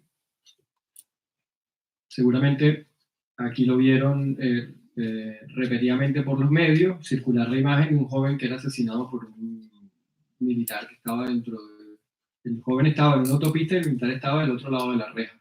Supongo que los medios nunca dijeron que del otro lado de la reja donde estaba el militar era una base militar. En cualquier país del mundo, bueno, tampoco dijeron que el joven estaba lanzando una bomba molotov. Cualquier país del mundo atacar una base militar implica la muerte. Es más, en algunos países del mundo, acercarte a 1 kilómetro de la base militar ya te ponen un letrerito que dice lo haces bajo tu propio riesgo. Tú pones un pie dentro de ese perímetro, hay francotiradores que tienen orden de disparar. Pero si ocurre en Venezuela, es absolutamente extraordinario. Yo con esto no estoy justificando que el ejército mate a un civil, que mate a alguien del pueblo. Lo que estoy diciendo es que en cualquier otra circunstancia, estas que llamamos normales, atacar una base militar es respondida por el ejército con los medios que tiene el ejército cuando le atacan, cuando se le ataca. Esto como anécdota. Lo otro que quería señalar es que más allá de la figura de Chávez, que evidentemente la figura de Chávez es fundamental, ya lo decía Arantxa, pero quiero recalcar que es el tema de la composición de clase del ejército venezolano. Yo les invito a que busquen, en YouTube están los videos de cuando en el golpe del 2002 le piden la renuncia a Chávez, una serie de generales básicamente sin tropa, algunos incluso en retiro. Y miren la composición étnica y la composición de clase de esos generales. Detallen los uniformes. Básicamente era la aviación y la armada, que es el sector de la oficialidad venezolana al que llega cierta élite, porque la élite venezolana, descuidada como es, pues no cuidó el formar oficiales que le fueran serviles. Y el ejército venezolano, la academia de oficiales en Venezuela, era un espacio, sigue siendo hoy un espacio para eso que la sociología tradicional llama el ascenso social. Masas de población que no podía ingresar a una universidad, que había cómo desmantelaban el sistema universitario público, pues veía que no tenía otra opción sino que ir a la academia militar a formarse. De los rostros de nuestros oficiales son los rostros del pueblo. Eso no ocurre en Bolivia, eso no ocurre en Argentina, eso no ocurre en Chile, eso no ocurre en Uruguay. Y esa es la gran diferencia en Venezuela.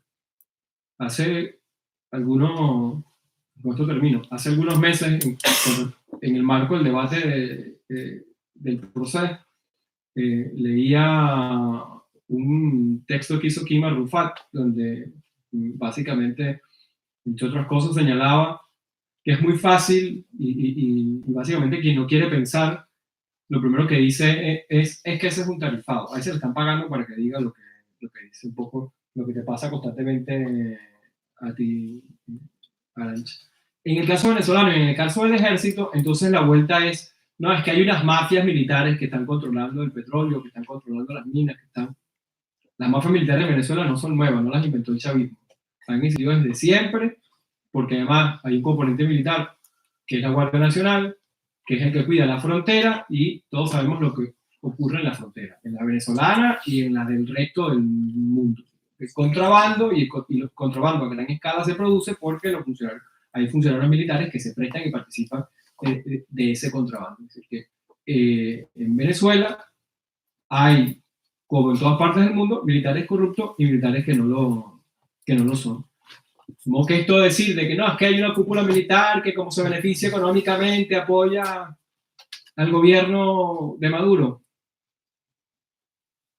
Cuidado con ese tipo de argumentos porque son argumentos fáciles, argumentos como dice King of Rufat, no nos llevan a pensar, a mirar la complejidad, que es lo que sí nos invita el libro de Arantxa. Una información muy corta. En la Cuarta República, en los primeros momentos del gobierno de Rómulo Betancourt, hubo 2 intentos de golpe, de levantamiento militar de izquierda, el carupanazo y el porteñazo. Entonces hay que ir también a las raíces históricas. O sea, que levantamientos militares de izquierda para tomar el poder y hacer una revolución, cada quien saque su conclusión. Eso no se ve en cualquier otro país. El compañero ya acabamos. Ya terminamos. Sí. Yo quería hablarles desde la perspectiva de los medios, porque definitivamente lo que pasa con Venezuela, para los que viven en el exterior, yo vivo en el exterior desde hace bastante tiempo ya, desde el año 2003, que salí de Venezuela después del golpe de Estado del 2002, es que, como decía el compañero, todo se magnifica. Entonces, todo lo que pasa en Venezuela es como que no pasa en ninguna parte. Entonces, es normal que durante las protestas que hubo en el 2017 se quemaran ministerios, hospitales, guarderías. Pero si eso pasa en Chile, que yo acabo de llegar hace 3 días, entonces es que los protestantes son unos vándalos, son unos delincuentes, y las protestas no reflejan la voluntad del pueblo chileno, sino que son unos delincuentes. Entonces, en Venezuela, lo que ha venido pasando durante mucho tiempo es la magnificación y la tergiversación de lo que pasa allá. Venezuela indiscutiblemente es un país que tiene un montón de problemas de los que yo soy muy crítico y podemos pasar aquí horas hablando, pero indiscutiblemente lo que ha venido pasando es que Venezuela, a raíz de la llegada de Hugo Chávez, creó un verdadero cambio no solo en la región, sino a nivel mundial.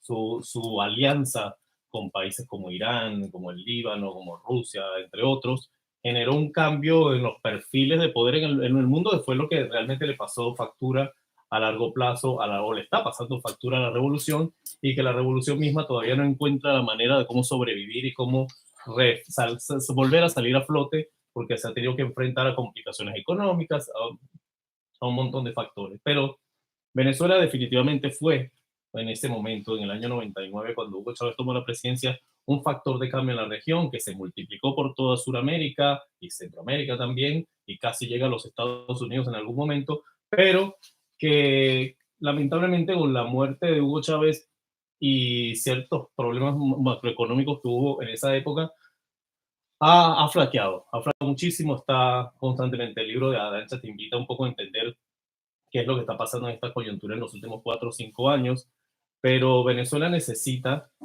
que mantengamos la paciencia, porque el problema del latinoamericano es la falta de visión. Nosotros todo lo queremos para allá, o para mañana, o para ayer, ni siquiera para hoy.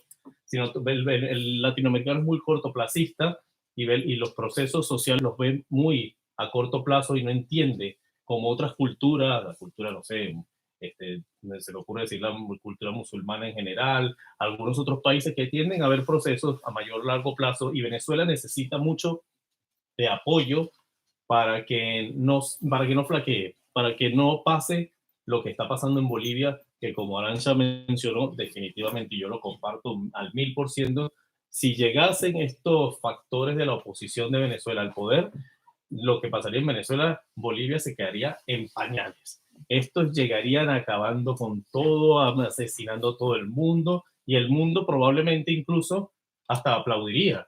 No dudo que, sobre todo aquí en España, de los que llevo 3 años y antes que vivía en el Reino Unido y veía la prensa británica, la BBC, etcétera, etcétera, la manera en que hablan del tema, no me cabe la menor duda que lo aplaudirían y hablarían como así que bueno, es que lo han llegado a decir, lo equipararían con el nazismo, como que hemos acabado con una plaga. Y en realidad Venezuela lo que necesita es apoyo, la región necesita apoyo. Parecía que se estaban ganando terrenos nuevamente con la victoria en Argentina, con la salida de Lula de la cárcel, pero esto de Bolivia ha sido un golpe muy importante. Chile está allí, Ecuador, Nicaragua y otros países, Colombia, que es vital para la región. Entonces yo les invito a que siempre, como españoles, como gente que ve la prensa, no se dejen apabullar por la falsa información. Vean un poco más. Ahorita yo sinceramente siento que no hay excusa para buscar información. Por más que la televisión española no quiera llevar a Arantxa a los debates, está la internet, están los libros, están un montón de cosas, están los podcasts, está YouTube. Hay miles de maneras de informarse. Entonces, infórmense, que sigan a RT en español, por supuesto, valga la propaganda, que valga la publicidad, y busquen fuentes alternativas y sean muy críticos, porque sí, Venezuela tiene un montón de errores de los que ya se hablará en otros momentos y de los que también aprovecho el espacio para hacer un llamado que tratemos, como tú decías, vamos a tratar de ver cómo empezamos a buscar iniciativas para debatir cara a cara con el otro bando.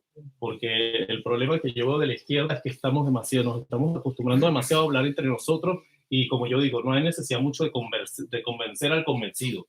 Necesitamos convencer a los otros. O no convencerlo, pero ponernos de cara a cara a ver quién es el verdadero mentiroso. Yo levanto la mano, yo no les tengo miedo, los he enfrentado miles de veces, a mí también me dicen tarifado, enchufado, ya me han dicho de todo, que hago yo viviendo en España, en Inglaterra, que vaya a vivir a Cuba, a Corea del Norte, a mí me encantaría ir a vivir a Cuba, qué sé. Pero bueno, el problema es ese, yo creo que tenemos que buscar espacios para confrontar y no temerle al debate, porque esta gente, dentro de todo, sus argumentos son muy fáciles de debatir. Bueno, pues jo diria que vamos cerrando, anem tancant. Moltes gràcies a tothom per ser aquí i res, doncs que gaudiu del llibre, si el voleu comprar, si no també hi ha donacions a les biblioteques. Vull dir que... Pero bueno, hemos venido a hablar de nuestro libro y a venderlo, que si no acá no publicamos. Gracias.